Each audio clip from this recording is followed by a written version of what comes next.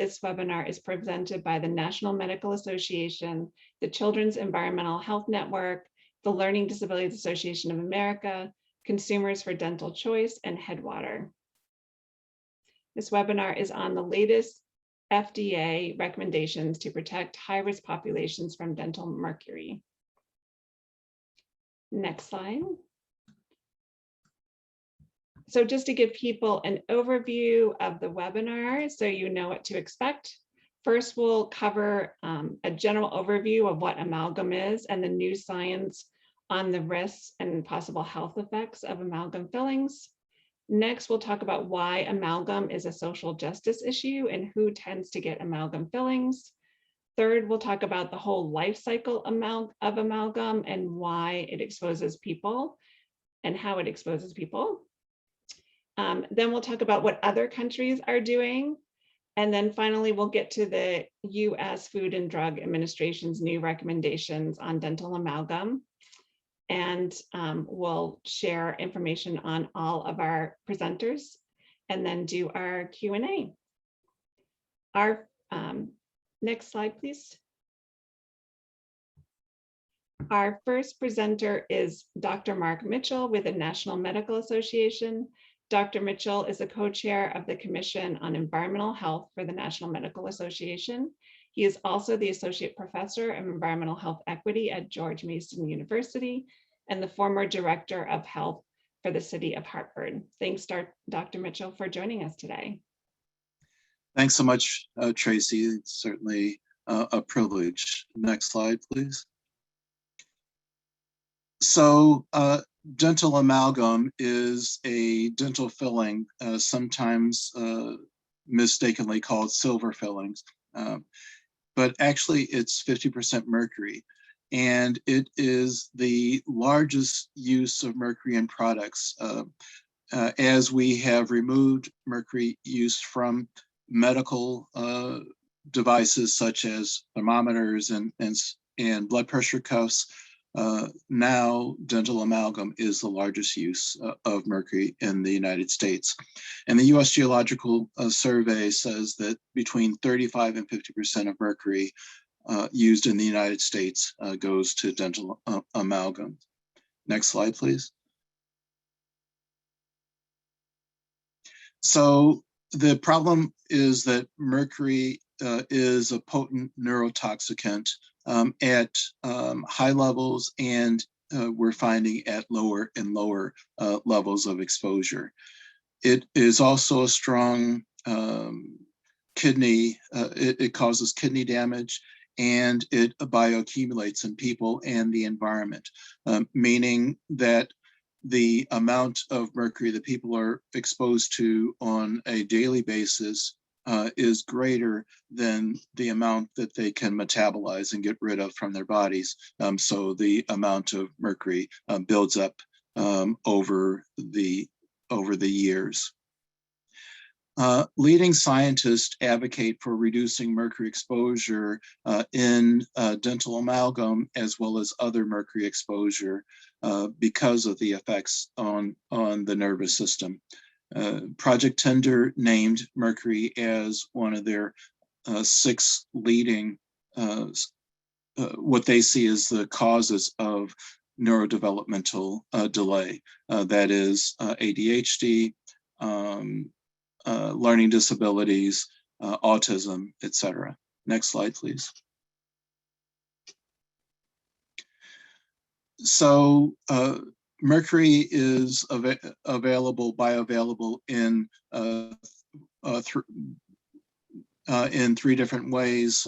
There's 3 different states. There's metallic mercury, there's inorganic salts, and metallic mercury is easily absorbed into the body across the lungs. Inorganic salts, there are little absorption of the mercury, and then there's organic mercury such as methyl mercury, which is what's oftentimes found in fish and other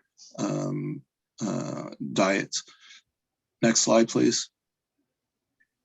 So The American Dental Association has been saying that there's no new science, but in fact, there is new science.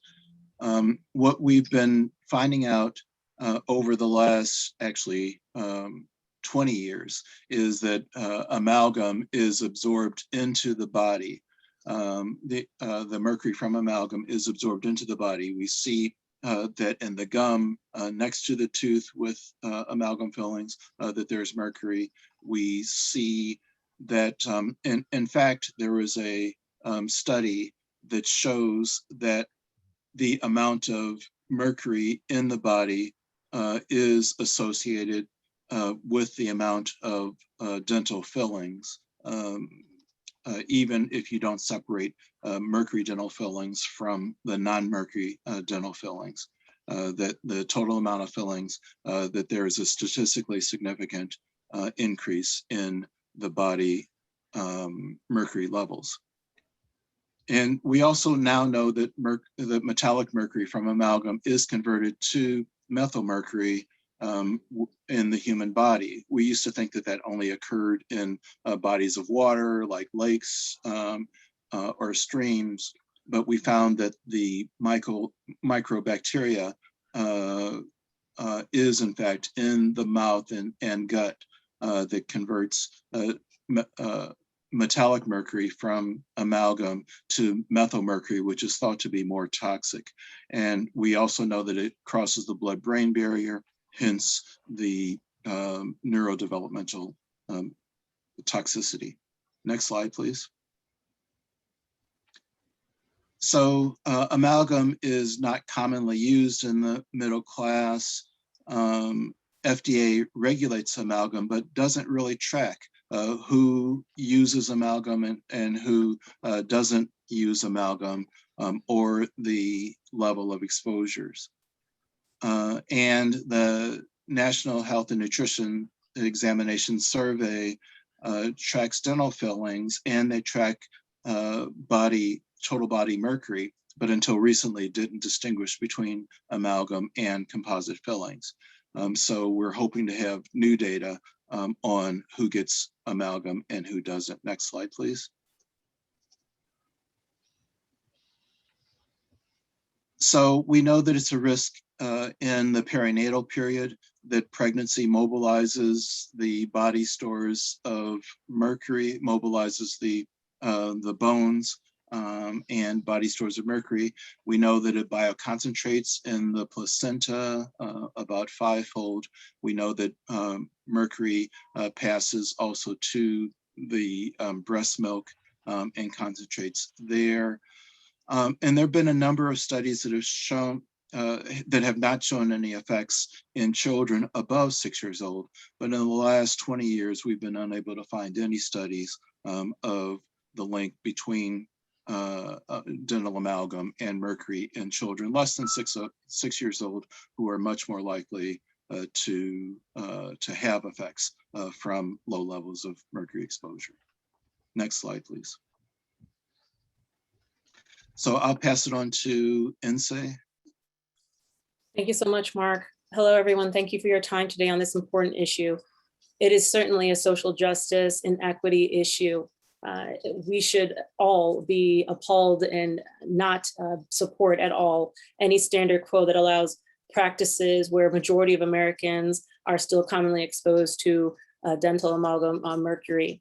And there are many government programs you'll hear about briefly and other routes of exposure for these inequities. Next slide, please. So who generally gets amalgam filling? Some may say, you know, I've never even been offered these anymore, that practice doesn't happen anymore in my dental office. Well, sadly, it is still very much common practice among those that are receiving Medicaid service from the Indian Health Service, those that are incarcerated, in the military. And then at times, depending on your insurance situation, you may have to pay a difference to have an alternative. What we do know is that communities of color and children in those communities are disproportionately representing in 4 out of 5 of these groups. Next slide, please. So when we look at children, BIPOC children, children of color, they are more likely to get amalgams that are filled with mercury due to their developing neurological system. We know that they're more biologically susceptible. The little systems, that are growing and maturing still after birth are still not, they were never meant to absorb harsh chemicals such as mercury and really work those through their systems. These cases are also very highly likely among the low income or low wealth communities. And those children are also more likely to have cavities. There's evidence of that. And as well, more likely to obtain their dental services that are paid through our Medicare or Indian Health Service programs. Next slide, please. The cumulative impacts piece of this is huge. And again, this year of COVID has certainly exposed this even further. Those communities that are what we call frontline communities that are already receiving an overburdened amount of a range of harmful pollutants on a day-to-day basis through their air, their water, where they live, where they work, where they go to school. When you compound those in addition to any other exposures that we're receiving, those cumulative impacts are quite serious and can be long lasting. And we know that people who live, who live near emission sources, high emission sources, like crematoria, sewage, sludge, incineration locations, subsistence eating, fish with mercury, and many other, homes, schools, or a lot of other exposures out there, as well as mercury-specific exposures. Those are also some of the same populations that tend to get amalgam fillings. There are other neurotoxin exposures. Again, there are synergistic concerns here, as I've stated, and the reproductive side that Dr. Mitchell talked about is extremely serious. We know that this is a toxicant that can can expose the unborn child. Next slide, please. And now Eric Unum from Headwater will be speaking. Thank you.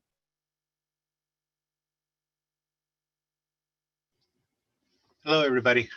I'm Eric Urim. I run Headwater, where I served as the coordinator and organizer for the Chicago Declaration, which is the reason we're all talking to you today. It was a resolution that was signed by over 50 groups that we presented to FDA in 2018 about their inaction on mercury in dentistry. And this is a problem that poses problems to the people who get the mercury fillings, but eventually to everybody. Next slide, please. So this is what FDA views the life cycle of mercury as. They track the amalgam in a person, but they don't go beyond that person's lifetime. They only go from the time that the amalgam is placed and it is considered an implant into a patient. So next slide, and next. So the amalgam is placed into the dentist, into their patient. Next. The mercury can be ingested and metabolized into feces and urine. This active metabolism can create a variety of toxic outcomes to the individual and to their organ systems. We've seen that kidneys and the brain and a number of other organs are affected. These long-term, low-level impacts are currently not very well understood. They haven't been studied for a long period of time. We haven't looked at patients, and there's situations, nor has FDA. Next, please. So this mercury that off-gases from fillings can also be inhaled into the lungs, not just ingested. Next. So this mercury transforms by methylations in the microbiomes. There are microbiomes in our sinuses, in our mouths, in our gut, and in our lungs that can transform this regular mercury into methylmercury. And that's a more toxic form. It can also demethylate mercury, but we don't know what this cycle is. So these transformations are all acknowledged to be happening in the digestive and respiratory systems, but they're not well understood. Next. And most of concern is the neurotoxic forms. These can affect not only the individual themselves, but also if the patient is an expectant mother, a woman of childbearing years, a woman who is nursing her child, this methyl mercury can impact their child and cause a number of neurodevelopmental or neurological impacts to those individuals. Next slide, please. So what we're looking at here is the way that EPA viewed the life cycle of mercury. And next. What they did was they looked at the interaction between dentist's office and the environment, and basically felt that they would stop the flow of mercury that was leaving the dentist's office and getting into the water systems. So what they did was they required a date for addressing this dental mercury. The EPA has been satisfied with only requiring this extra plumbing equipment to deal with amalgam waste generated while a patient is in their office getting treatment. And for these traps to work as designed, the equipment must be properly operated and maintained. If not, these new plumbing fixtures allow for chemical reactions that increase both the toxicity and the mobility of the mercury that's in the amalgam that they contain. Unfortunately, many treatment plants still find they can't meet their discharge requirements even after EPA required this plumbing addition in the dentist's office. And we're seeing that the discharges to waters still at wastewater treatment plants that eventually get into the lakes and streams, that get into the fish, that get caught by the people who live on those waters, that get back into the people, which is where EPA needs to look at this situation, is not being addressed as effectively as it needs to be. So what needs to change? EPA policy on mercury and amalgam that leaves the dental office in the patient needs to be more effectively addressed. Next slide, please. So this is a flow chart, which looks at what is going on with the mercury in a patient. So let's start. Next. So the mercury is delivered to a dentist's office in a capsule. The mercury is mixed with the metals that make up the amalgam, and then the dentist places this into the patient. Next. When they're putting it into the patient, they shape that filling, and what happens is there's some excess that is removed from the total amount of amalgam that has been purchased by the dentist to be able to be used for the filling itself. And so there's some excess that then comes off, but the rest of it is left in the patient. Next. And that's the mercury filling that that person carries around. Next. So the mercury remains in the person's mouth over a period of time. Next. And what happens is that mercury diffuses from that filling. And so it's not the total amount of mercury that was in the patient at the beginning when it was first placed. There's off-gassing, there's dissolution of that mercury. And so the mercury reduces a small amount. But that mercury is still affecting the patient. They either ingest it or inhale it. It passes through them or it stays in them. So we still have to be concerned about that mercury. Next. So the patient, the mercury that remains in the patient, including their fillings, is that amount of mercury that doesn't pass through them, that remains in their bodies, in their brains, or in their organ systems, or in the filling itself. Next. But what happens is that this person eventually either passes away or loses the filling in some way, shape, or form. EPA has not been concerned about what happens when that person passes. And there are two options there. They're either buried or cremated. And so what happens there is the mercury that is in that filling still becomes part of the environmental burden. It's either lost to the air during the cremation or it's lost to the soil and the waters that are in the ground as that person is interned. Next. There's also the amalgam waste that's generated from either the removal or the loss of the filling itself. Next. So that mercury is lost to the environment. Either the person loses the filling the tooth is lost and with the filling in it, and that's discarded, thrown in the trash. All of this mercury becomes part of what is going into the waste stream that eventually either becomes incinerated or buried. And so that mercury definitely becomes part of the environmental burden as well. Next.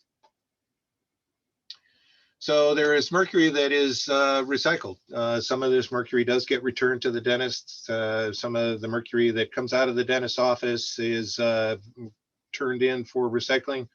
They do what is called retorting, which is heating up that amalgam, and that drives the mercury off, and then they recollect it. But they do lose some of that mercury that is attempting to be recycled during the process that's lost to the environment. So that adds to the amount of mercury that gets out there as well. And of course, with the person that is getting the filling, what does happen is many times the dentist who removes the old amalgam replaces it with new.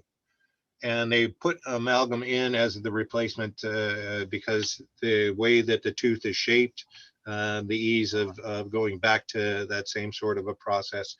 So oftentimes the patient who is getting an amalgam removed is getting an amalgam as a replacement. So we see that the vast majority of all the mercury in any amalgam filling eventually becomes either personal body burden or it ends up in the environment. It just is not as finite a life cycle as either the FDA or the EPA currently view this. Next slide, please. So here's the big picture flow chart, and it's a spaghetti diagram. I'm not going to go through this whole thing, and I'm going to include it in the presentation so that people can look at all of this and understand what's going on. The interconnectedness between what happens with the dentist and what happens with the life cycle of mercury is a very complex situation. We all need to make sure that we understand it, and we all need to make sure that we let EPA and FDA know that we understand it. So it's a compelling picture to be able to use. FDA's restrictions are a good start, as are the EPA policies, but definitely more is needed. And so I encourage you to listen to the rest of the presentation and hear more about both the problems and solutions. And I thank you for your time, and please help us continue to make dental mercury history as we go through all of this.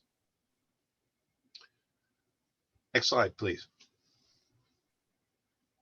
And so now I'll turn it over to Charlie Brown. Charlie is the Executive Director of Consumers for Dental Choice and the President of the World Alliance for Mercury-Free Dentistry. Charlie, go ahead, take it away. Thank you, Eric. From the Chicago Declaration, thank you, INSAE, from the Children's Environmental Health Network, and thank you, Dr. Mitchell, from the National Medical Association and former City Health Director. Consumers for Dental Choice leads the campaign in the United States for mercury-free dentistry. We have a single mission, and that's mercury-free dentistry for everybody. We also we are the Secretariat for the World Alliance for Mercury-Free Dentistry. We have partner NGOs in more than 60 countries. We work with experts, dentists, scientists, journalists, lawyers, a whole group of professionals and environmental experts at the NGOs, and that is the World Alliance for Mercury-Free Dentistry. Next slide, please. Mercury is so important that it is the subject of an entire international treaty, the Minamata Convention on Mercury. I'm proud to say that the very first country in the world to ratify the Minamata Convention was the United States of America in 2013. Now over 130 countries have ratified. An important part of that treaty is the requirement of every country, every party, to start phasing down the use of amalgam. And that means reduce the use over and over, and you can reduce it all the way to zero. Did that just happen? No, that doesn't happen. You all know that. It took an incredible campaign of NGOs from all over the world. You see a picture of some of us there. That's part of our team. It's a fantastic team of people that put this effort together, joining with the dentists and other health professionals to persuade the parties to include mercury and move forward from there. Next slide. All kinds of things are going on, and the US has fallen behind. They took a major step, and Tracy Gregoire, my colleague, will explain that next, to say no amalgam for children and many other groups. So it's a huge step. They're still behind because many countries have gone all the way to banning amalgam use. Other countries are banning amalgam use in children and vulnerable populations. Other countries are having programs discouraging amalgam use. I want to welcome our colleagues, by the way, from across the Americas, not just in the United States. We have participants here from our two neighbor countries, Mexico and Canada. We have colleagues as well from South America, Argentina, and Uruguay, at least, listening to us. Thank you for joining us. Next slide. Here's countries banning amalgam use. This is not a litany of the richest countries. This is the countries that had the willpower to stand up and act. Moldova is the poorest country in Europe. The Philippines, 100 million people, an incredible challenge. And they went forward and said, we're going to end it in 3 years. And they're now in the second year of that timetable to end amalgam entirely. Nepal, a mountain country, New Caledonia, an island territory. It's just as the willpower. Italy, the first country in the Mediterranean. So it's a cross section of countries, and it's quite exciting to see. Next slide. The European Union has ended amalgam for children under 15 and pregnant women and breastfeeding women. Mauritius did it years before the European Union did, an island nation in Africa. Vietnam has done that as well. Tanzania, and the photo there, you see their photo in the picture. There's a European picture, and there's an African picture there, and there's an Asian picture from Bangladesh. The Tanzanians stood up and said, we're going to end amalgam for all children and all women of childbearing age. And while we're talking children, I want to give a shout out to the school nurses around the country who have joined this program. Nurses are famous for standing up to doctors. Please, if that dentist wants to come in your school and put mercury fillings in the children, there's no child, there's no filling that ever needs a mercury filling, an amalgam. Next slide. Countries have taken unique and aggressive steps in programs. Bangladesh and India both ended amalgam in all of their armed forces and their families. Indonesia ended amalgam in what we would call the Medicaid program. Japan used health insurance. Mongolia used procurement programs. So all kinds of strategies are needed. We want to get EPA in the game, and that's one of the purposes that we're here. Next slide. Well, we're now to the FDA. We're now to our colleague, Tracy Gregoire. She and I did a pilot program together in Maine with some tremendous success where she lives. Now she's working nationally and has played a major role in getting FDA to act. So my next presenter is the moderator, Tracy Gregoire. Thank you, Charlie. So as we've heard, amalgam is, amalgam is a major use of mercury. The Learning Disabilities Association of America and our state affiliates believe all children deserve healthy places to live, learn, and grow.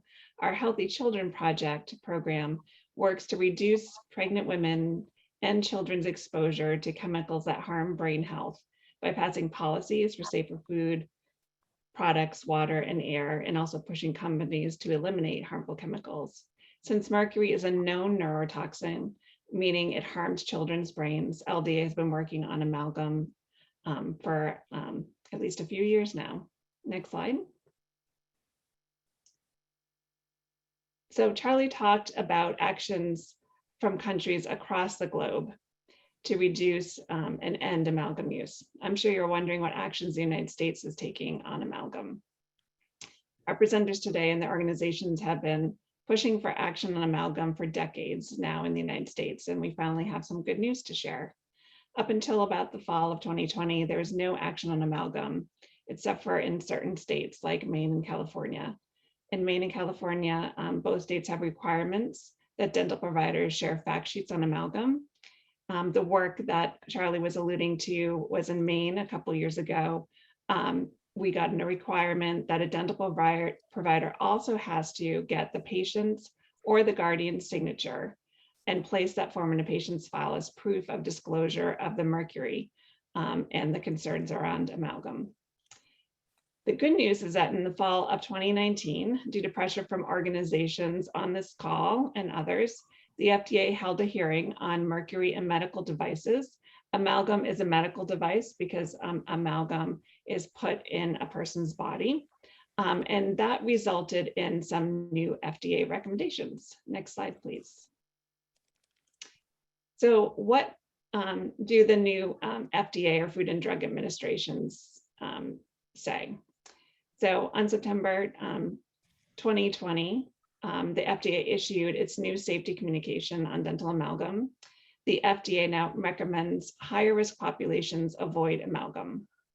So who are named in those high risk groups? It's actually a huge part of the population because these high risk groups include pregnant women, and they're women who are planning to become pregnant, women who are nursing infants, children, especially those under the age of 6, people with pre-existing neurological diseases, people with impaired kidney function, and people with known heightened sensitivity to mercury or other components of dental amalgam.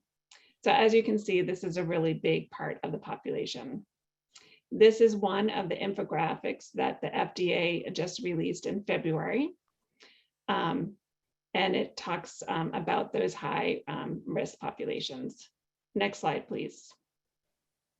This is another infographic that the FDA released, talking a little bit of what amalgam fillings are, right? Fillings that have a mixture of mercury, silver, copper, tin, and zinc, but are 50% mercury. Again, talks about the high risk populations, and then exposure, including mercury vapor. Next slide. I also just want to note that the FDA did release Spanish infographics as well, and our organizations presenting today are working on a small toolkit for a Spanish email and including those infographics for those who want to share this information in Spanish with their constituencies. Next slide. So what's next? The good news is we now have these recommendations. The bad news is people don't know about these recommendations. So the reason we're doing this webinar is to educate the general public, but also organizations, because we need help getting the word out about these new recommendations to the general public, especially those high-risk populations. Together, we can get the word out and help end amalgam use, starting with the most vulnerable populations. Next slide. So I just want to again thank all of our presenters today. This is a slide of their information, including contact information. We want to thank everybody for joining today.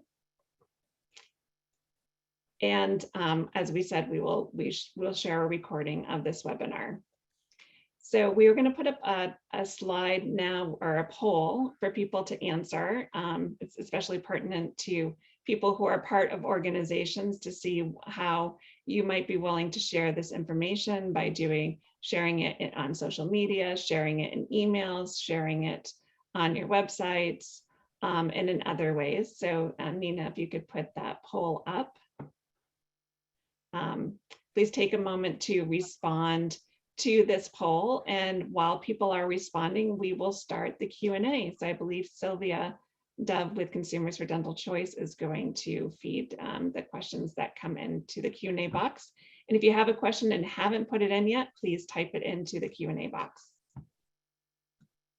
Yeah, we have several questions already. So we'll just start with somebody's asking about the alternatives to, like, the mercury-free alternatives to amalgam, and they're wondering when the alternatives became available.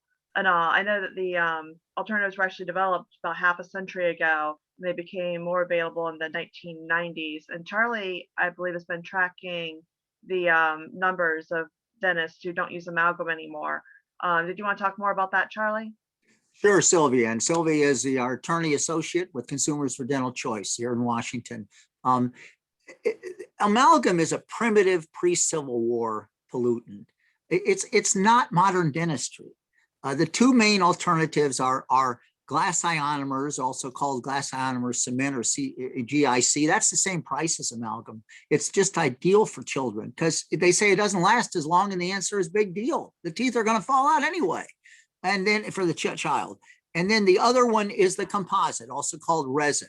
And again, that they are superior technically, and they are tooth friendly. Amalgam is tooth unfriendly. It requires removal of good tooth matter. It's part, some people think that's a reason that some of organized dentistry sticks with it, because it frankly does damage teeth and create big bills later for because of damaged teeth. So really, the alternatives are here. They weren't easy to do at the turn of the century. When I started working on this, they weren't. They're really easy now. There's no kind of filling that any dentist need to do, although dentists will tell you they need to do it. Those dentists simply, I regret to say, are not getting the training that they could get, because it isn't just the young dentists that are tossing out using amalgam. It's huge numbers of the older ones and over half the dentists. That's why it's better than 50% chance that you go to a dental office, they won't even use amalgam. Unfortunately, as has been pointed out, particularly by INSAE, is that in the institutional uses, in the mass dentistry production uses, our armed forces, the prisons, the Indian, the tribal lands, Medicaid, very sadly, they've not changed. And a big focus of our work is to get them to change. Yeah, another question we got was, how do mercury releases in the body and during pregnancy compare with like lead? And I don't know if Mark, would you have, do you know much about that? The answer is no, we don't know how it compares, but we know that they both act as neurotoxicants. And so, we talked about cumulative effect before. So mercury is stored not only in the bone, but mostly in the muscle and in the fat. So it's released from those sources. We know that that lead is mostly stored in the bone, and that's mobilized during pregnancy. But like I said, we don't know the interaction between the two, but we know that there is a cumulative effect on, from exposure. And so it's the same populations that are likely to have higher mercury levels during childhood as from amalgam exposure are also the populations that are more likely to have lead. We know that lead, as your questioner implied, is passed from mother to child also. So that's just another reason to reduce the mercury exposure. Okay. And we have somebody asking what we can do about changing like Medicaid and Indian Health Service reimbursement and all, so they aren't prioritizing amalgam fillings over composite. And so, did you have any insights into that?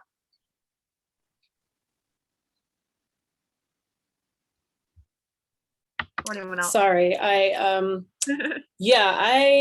do not. I mean, I think to the points that we're all trying to make here, we're trying to have a groundswell, right? We're all trying to create the situation where our public health, our health professional, our social justice, environmental justice, and parents, grandparents across this country in particular stand up with us and really start to rattle the trees of our elected leadership and to really put the pressure on, these major dental associations that should be doing better for themselves and their patients, and especially, I would say, the highest risk in particular, our Medicaid community and those getting us all the other governmental related services. This is very much, as we've heard from our fellow colleagues here, behind. The U.S. is behind on this compared to other parts of the world, including third world countries. So we would have to question, what is the motivating factor for not being preventive here? We know that prevention actually costs less, not only in human health, but in economic terms as well. And in this case, we're talking about an irreversible neurotoxin, which impacts the brain function for the lifelong of a young child. Why would we even go there? So I don't have, an immediate program or effort just now, but this is one of many efforts that this coalition here is trying to lift up to get more voices, influential voices, to stand with us to make the change needed, to change the paradigm shift. If I may, the National Medical Association passed a resolution to ask that the federal agencies stop using amalgam. And I think that we need other organizations to also petition the federal agencies, particularly the Indian Health Service and Medicare and Medicaid, to stop paying for, or at least to pay for the composite in addition to the amalgam payments. And so again, that's one of the things that we hope that you will bring back to your organizations.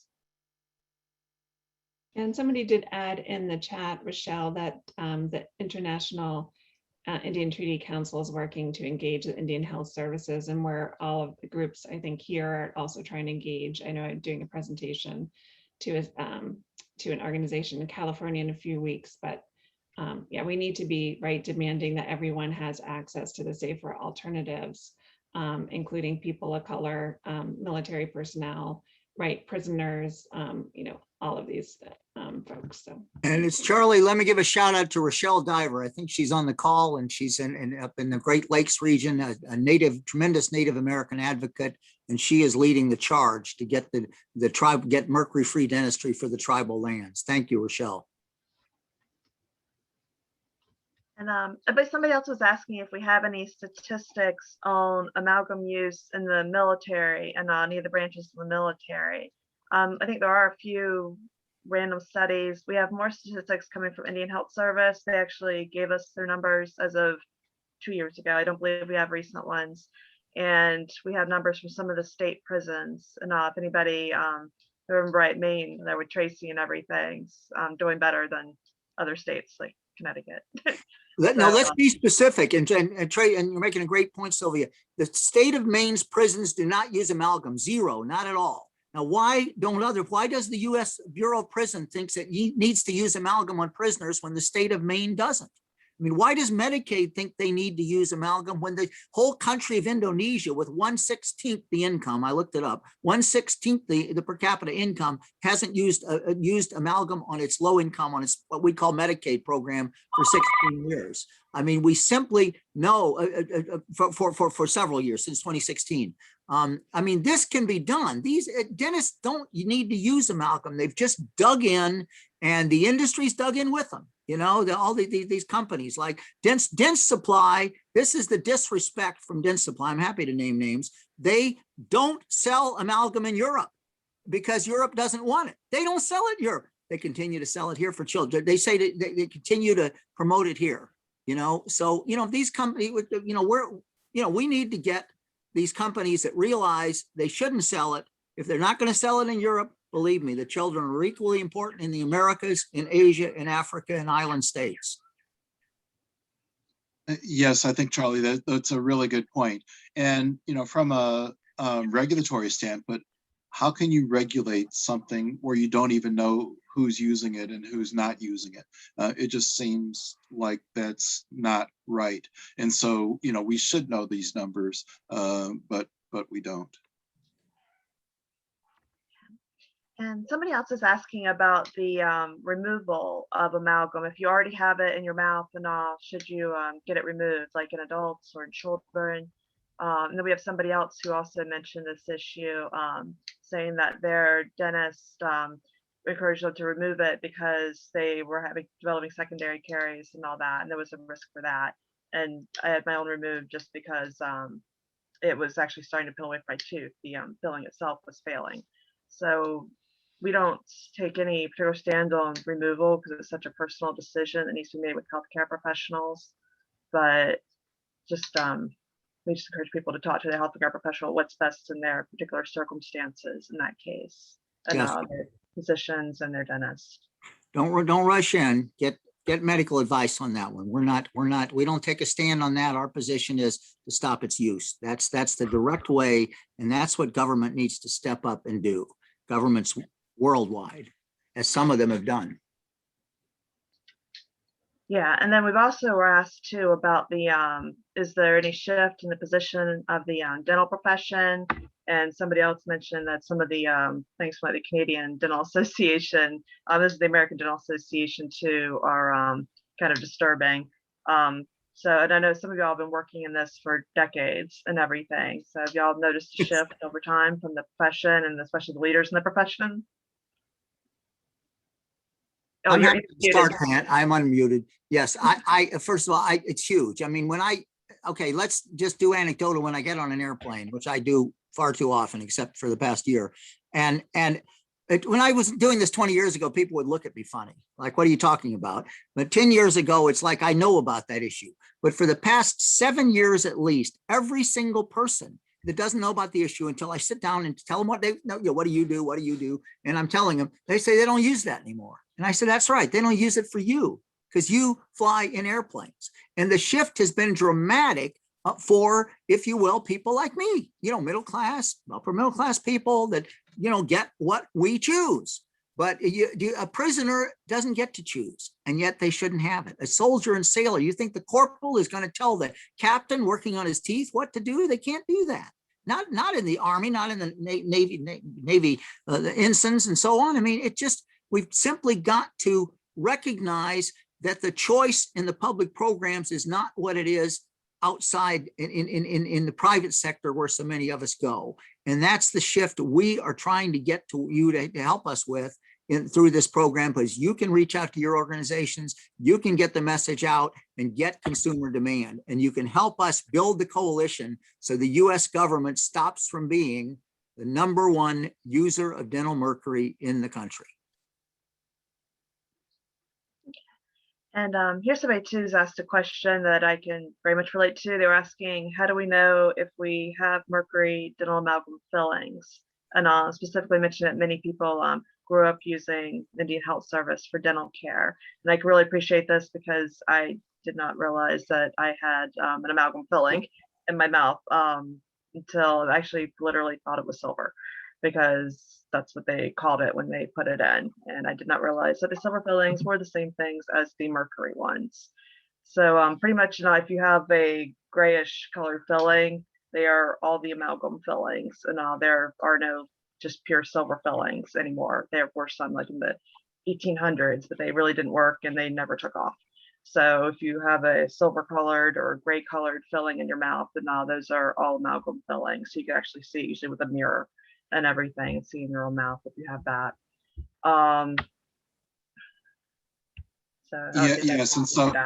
So the other fillings are tooth colored.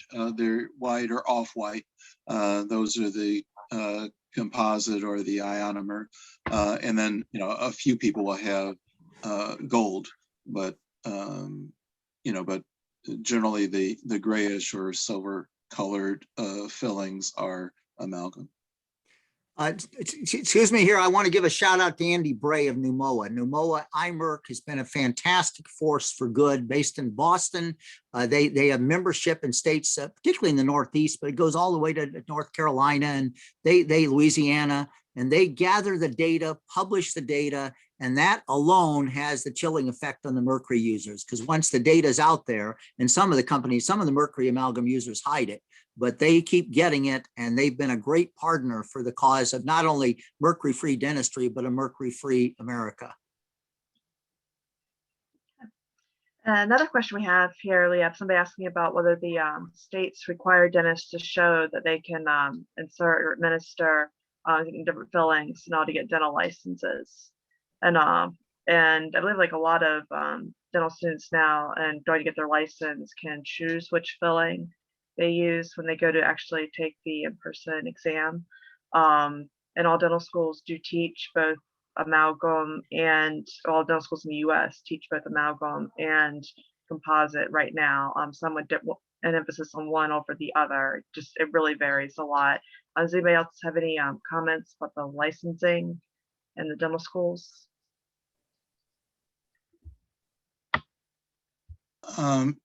Again, this is Dr. Mark Mitchell. A lot of schools do require, when their students take their tests, that they also have worked on a certain number of amalgam fillings. And so the patients who go to dental schools, again, are more likely to get amalgam, and they're more likely to be low-income people. who do that. So, and they're more likely to be, people of color, depending on where the dental schools are. The dental schools are often in urban areas. So again, that's an issue. I think that the New York University no longer, School of Dentistry no longer requires that the students place amalgam fillings. I believe that's correct, Charlie. You can Yes, confirm. yes, yes, And correct, Boston correct. University, I think, joined them. I'm sorry, can you repeat that, Sylvia? I believe Boston's joined them too, just Oh, great. recently. Oh, good news. Yeah. Another question we had, and this might be for you, Eric, and everything. They're asking about mercury loss to the environment, like when somebody dies and everything, and they have amalgam in their teeth, whether it's decreasing or increasing. I imagine, especially with like cremations, I believe are increasing. But did you have any more comments about that? What happens to Yeah, the amalgam sure. after a person dies? There were some studies that were done over in the UK on this, and some in Northern Europe as well. But yes, the preference as far as how people are instructing their relatives to deal with them at end of life are shifting. There is more cremation that is going on at this point in time, and these efforts at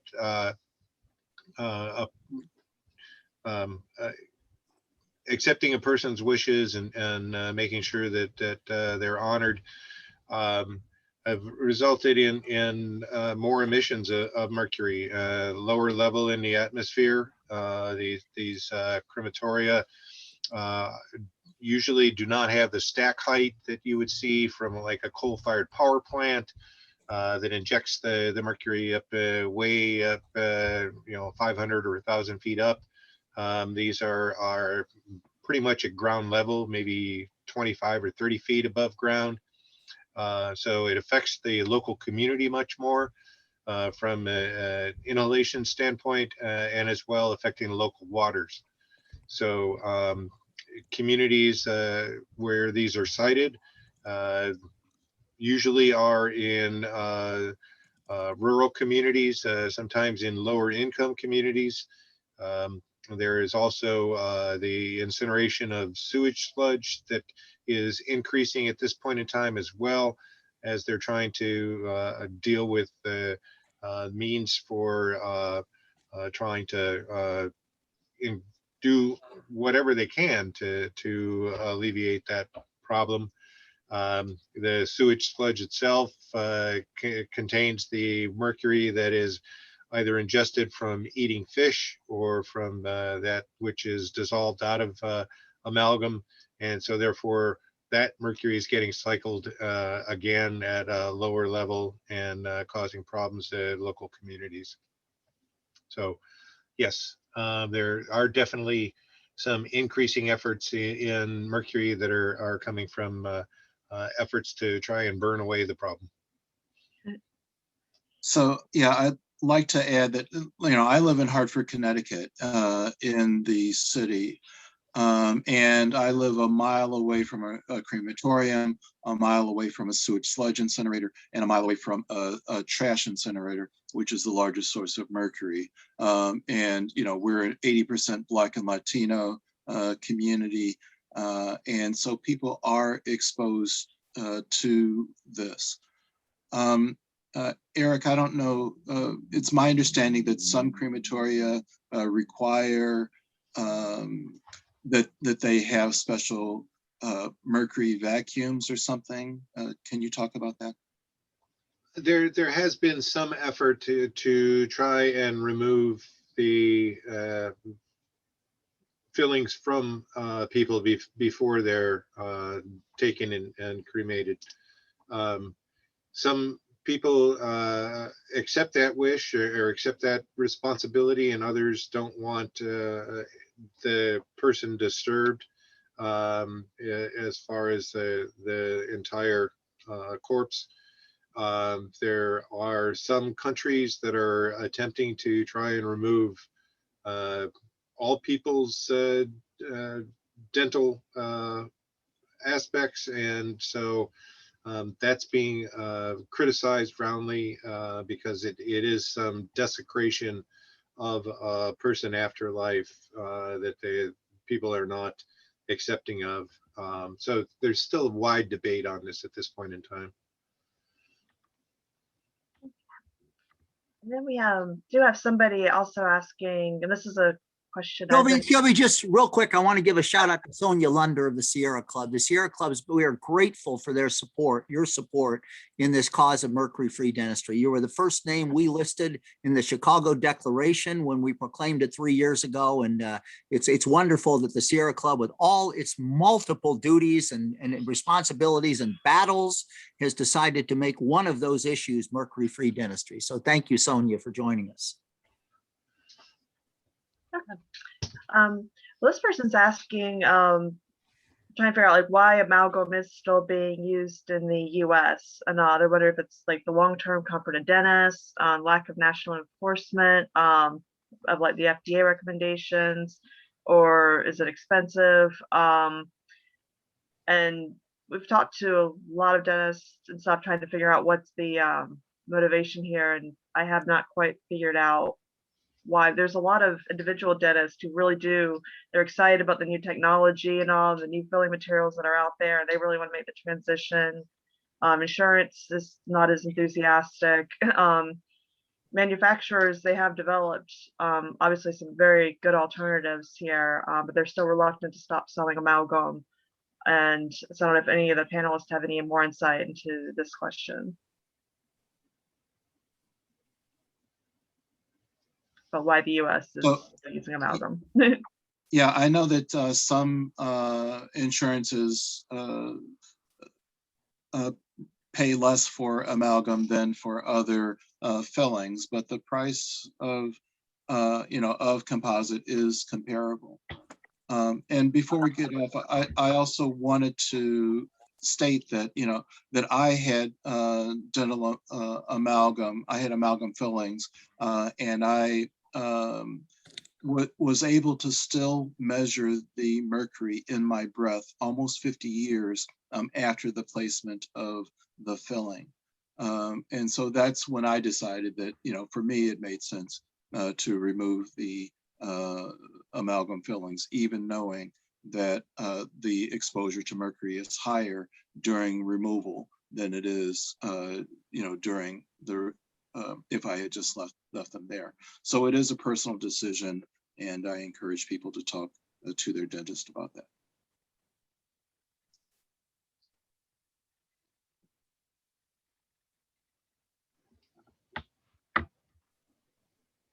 Okay. Yeah, I think that was most of the questions, and I think some have been answered in the chat here too. Did you see any other questions that I missed, Tracy? Wondering, somebody had asked about the link between mercury and autism. Yes. Sorry if I missed a response. I just said that there are studies that show higher mercury levels in people with autism. Dr. Mitchell, you might want to add to that. Yes, that's right. The science is not clear, but we have reason to believe that's some studies have shown that, and some studies have shown other ADHD and other learning disabilities associated with low levels of mercury. But from my perspective, if there's a risk and there's an alternative reasonably priced that doesn't have that risk, then we should be choosing the alternative. There's been some question about whether the other composites have bisphenol A and other toxicants in them. They don't contain bisphenol A. There are chemicals that are similar, but they don't bioaccumulate. The studies have shown that that they don't last for years after placement in people's bodies, and you cannot detect the bisphenol A in people's bodies after they get the alternatives, the composite. So to me, from a scientific point of view, it makes sense to not use. It makes all the sense in the world, and I think that that's why FDA has come up with their recommendation to not use amalgam in high risk, at-risk patients. Thank you, Dr. Mitchell. So I know we're just a little over 1 o'clock. I want to be respectful of people's time. Again, I want to thank all of our presenters today for joining, and for everybody. I think we had close to 70 people joining live, which is phenomenal. We will make the recording available to you. We have a social media toolkit just as a start for the over 75% of you that said you would share this, which we're really grateful for. Reach out to us, let us know other ways or other things that you need in order to share this information. But expect an email in the next about 48 hours. We just have to process the video, and we'll get that out to you. Encourage you all to share it and to work with all of us on this really important issue. So thank you, everyone. And thank you, Nina, for running tech.